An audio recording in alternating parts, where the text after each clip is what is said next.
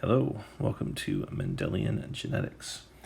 All right, so what we're looking at here is just a brief tutorial over 10.1, which will help you both with the reading and some assignments that are going to pop in next week when we'll expect you to know a little bit more about alleles, phenotype and genotype combinations, as well as Punnett squares. So let's get into it. On the left there, we have a picture of Gregor Mendel. Right, over a course of 9 or 10 years in the mid-1800s, he grew about 28,000 pea plants and looked at the combinations of how the offsprings look compared to the parents, and noticed some pretty cool trends, and a lot of heredity and genetic expression has kind of come from his work. So at the base level here, in the middle, we have two parent pea plants. All right, on the left there, we have one with 4 green seeds, and on the right one, we have one with 4 yellow seeds. Those two were pollinated, right, cross-pollinated, right, and then their offspring in the next generation were all yellow. All right, so there were no green seeds in that first generation. All right, the second generation, they took these two here, right, and they had those reproduce.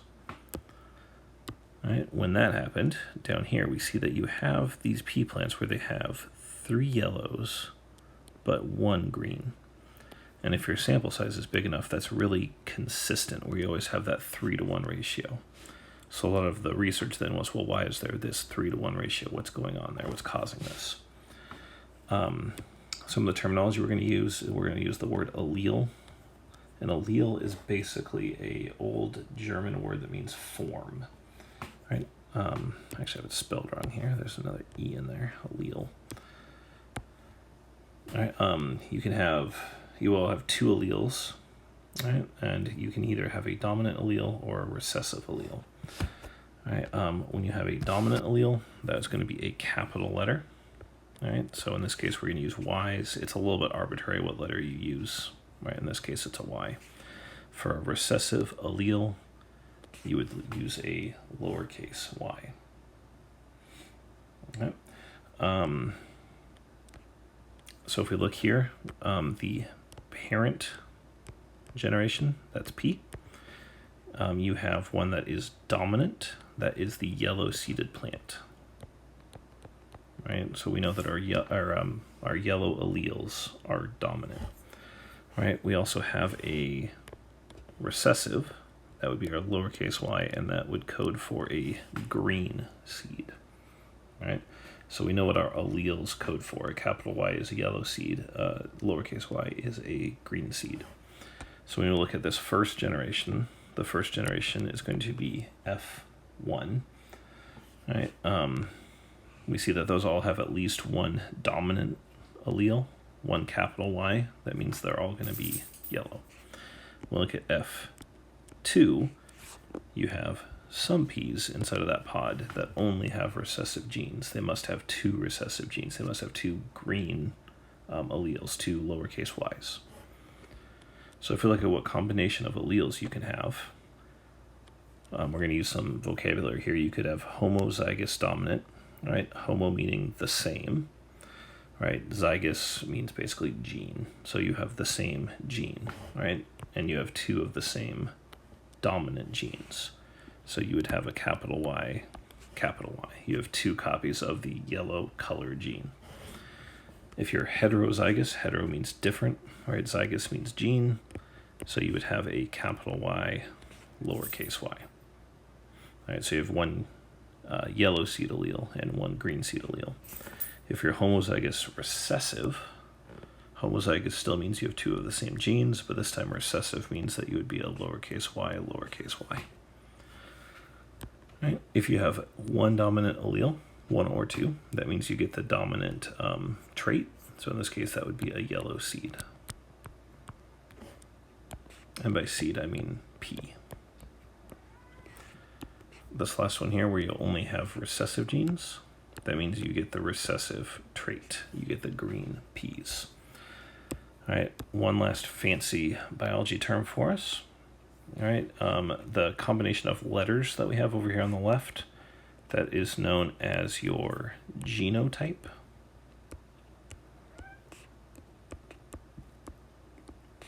Right? And then the actual, the way that it's expressed, the way that it looks, what you actually see is called the phenotype. Right? And we spend a lot of times looking at genotypes and phenotypes. Okay. The other thing that was in this reading was a Punnett square. So in this Punnett square, we have one parent plant up here on the top, and we have one parent plant here on the left side. Right? Both of these parent pea plants have a capital Y and a lowercase y, which means that these are both heterozygous.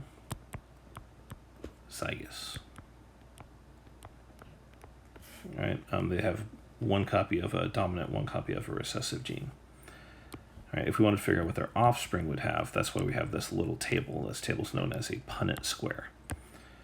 All right, so the way this works is we would take the parent here on the top, we would take that dominant gene, and we would bring that down here.